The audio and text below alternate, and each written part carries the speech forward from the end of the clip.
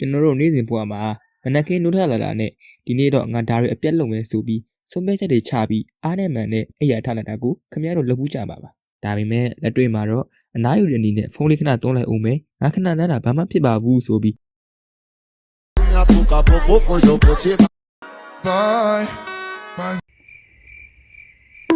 TikTok တွေဝင်လိုက်တာဖင်လောက်တာနဲ့ဗီဒီယိုတိုလေးရာတွေရုံးထွက်နိုင်တဲ့အခြေအနေမျိုးခင်ဗျားတို့ကြုံနေမှုမှာပါအဲ့ဒီနောက်တဖြည်းဖြည်းနဲ့အလုပ်ကျွေးတွေတင်ပြီးတပူပေါ်တပူဆင့်အလုပ်တွေပုံလာတယ်။ကျောင်းသားဆိုရင်လည်းစာကျွေးတွေပြီးလာပြီးစာမချက်ဖြစ်စာမနွေးဖြစ်အဲ့ဒီနောက်စာမလက်နိုင်ဖြစ်လာတယ်။ညအိခါနီးမှာနေတိုင်းညွတ်လူလူလဲရင်းသားဆော့ရှိလူလူမိုးကိုဒူးနဲ့ပြေးတိုက်ချင်းစိတ်တီနဲ့အိယာထဲမှာအရှုံးသမောဘဝနဲ့တညတာကုန်ဆုံးသွားတယ်။ဒီလိုနဲ့တညပြီးတညအလုပ်တွေပြီး pressure တွေများလာပြီးနောက်ဆုံးကျကိုအားမလို့အားမရဖြစ်ကြရတယ်။တကယ်တော့ဒီ procrastination ဆိုတဲ့အချိန်ဆွဲတဲ့ယောဂကိုကုသဖို့ကဝေးရပါမလို့ပါဘူး။ပါရင်မလို့ပေမဲ့ statistic လိုပါကြောင့် channel လေးကို subscribe လုပ်ပေးတော့အောင်နော်ဆိုတော့ဆက်လိုက်ကြရအောင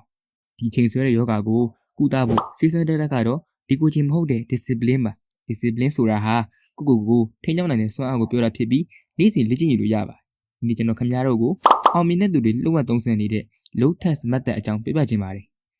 L O D U S နော်ကြာပန်းကိုပြောတာ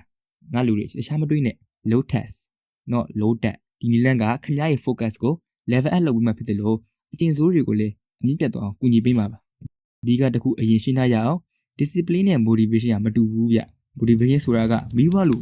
့ဥပမာကောက်ရုံးမီးပေါ့စမှာတော့အရန်တက်ကြမ်းပြီးအားရှိတဲ့လူနဲ့ခဏနေငြိမ်သွားရုံဂိုးတခုချက်လိုက်တယ်2ရက်လောက်ပဲအားတက်တရလုပ်ပြီးနောက်ရက်ကျတော့ပြင်းသွားတာမျိုးခင်ဗျားခံစားမှုမှာပေါ့ဘာလို့လဲဆိုတော့ motivation ကခင်ဗျားရဲ့ခံစားချက် feeling ပုံမှာပဲအခြေခံတာလို့ဒါပေမဲ့ discipline ကတော့ခင်ဗျားဘယ်လိုပဲ feeling ဖြစ်နေပါစေလုပ်တင်တာကိုဒါသက်မဲ့လုပ်အောင်တွန်းပို့ပေးတာပါတကယ်အောင်မြင်မှုဆိုတာစိတ်ပိုင်းနေမှလုပ်တာမဟုတ်ဘူးဘယ်လိုပဲဖြစ်နေပါစေဒီတိုင်းပုံမှန် run နေတာကိုပြောတာပါကဲဒါဆို low test method ကဘာလဲကြာပန်းကိုကြည့်ပါသူကရှင်တွေကြားထဲမှာပေါက်တာဖြစ်ပေမဲ့သူ့ရဲ့လှပမှုကအငြိကြီးတွေနဲ့မပတ်သက်ဘဲအသက်ရှင်ရှင်ပွင့်လန်းနေတာပါ discipline ကလည်းဒီတိုင်းပါပဲခင်ဗျားပတ်ဝန်းကျင်မှာဘယ်လောက်ပဲအာယုံနောက်စားတွေဖျားယောင်းမှုတွေရှိနေပါစေအဲ့ဒါတွေကိုကြော်လာပြီးကိုလန်းကိုတွန်းနိုင်ဖို့ဒီအချက်လေးချက်ကိုမှတ်ထားပေးပါနံပါတ်1 root အခြေခံ foundation ကိုအရင်စောက်ပါဂျပန်တပွင့်လှပပခိုင်မှာပွင့်ဖို့အမြင့်ကောင်းမှုလိုပါတယ် discipline ရှိခြင်းခင်ဗျားမှာခိုင်မာတဲ့ wine ရှိရပါမယ်တပေကျရဲ့ wine ကိုပြောတာမဟုတ်ပါဘူးကိုမေးခွန်းထုတ်တဲ့ wine ပါငါဘာလို့ဒီလိုဖြစ်နေတာလဲဆိုတဲ့အဖြေကမခိုင်မာရင်လမ်းခုလက်မှာတင်လဲတော့မှာပြီးတော့ပဝန်းကျင်ကိုသတိထားပါဖုန်းကိုဘေးမှာချပြီးစားကြရင်တော့ခင်ဗျား focus ကပြတ်မှာပဲ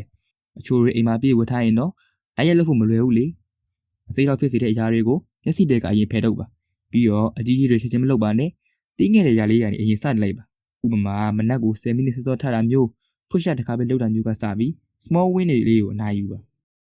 နံပါတ်1 stand ကိုထိန်းချုပ်နိုင်စွမ်းကိုမြင့်တင်ပါဂျာပန်ရဲ့ယူရန်ကရေထဲမှာမမရဲ့လူမျိုးခင်ဗျားရဲ့ self control ကလည်းခိုင်မာနေရမယ်ဒီနေရာမှာကျွန်တော်5 second rule ကိုသုံးစီခြင်းနဲ့တခုခုလုပ်ဖို့တွန့်ဆုံနေပြီဆိုရင်5 4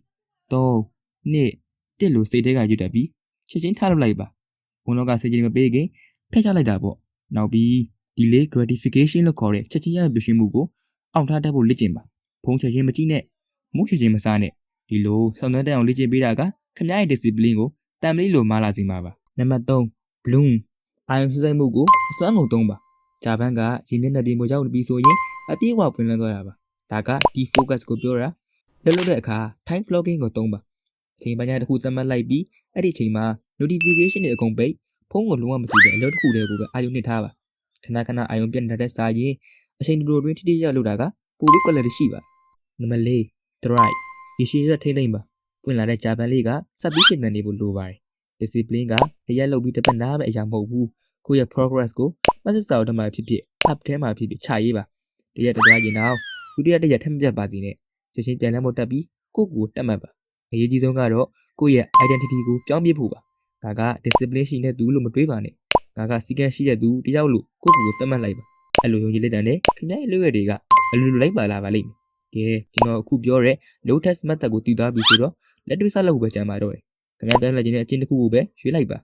မင်းလည်းစောစောထပ်တာဖြစ်ဖြစ်စားဖက်တာပဲဖြစ်ဖြစ်ပေါ့ရှေ့ကအစင်40တိုင်းနောက်9ရက်လောက်ဒီဇိုင်းမဲ့လုပ်ကြည့်ပါခင်ဗျားဘယ်လောက်ထိပြောင်းလဲသွားလဲဆိုတော့သိရအောင် comment မှာလည်းရေးသွားပေးပါဦးဒီဗီဒီယိုလေးကခင်ဗျားအတွက်ကြိုးရှိစေမယ်လို့ယုံကြည်ပါတယ်တကယ်လို့သဘောကျတယ်ဆိုရင် like နဲ့ subscribe လုပ်ထားဖို့မမေ့နဲ့ဦးနော်နောက်ထပ်စိတ်ဝင်စားတဲ့ content တွေနဲ့ပြန်လာခဲ့ပါမယ် အားလုံးပဲအောင်မြင်နေရလေးပိုင်ဆိုင်ကြပါစီဗျာ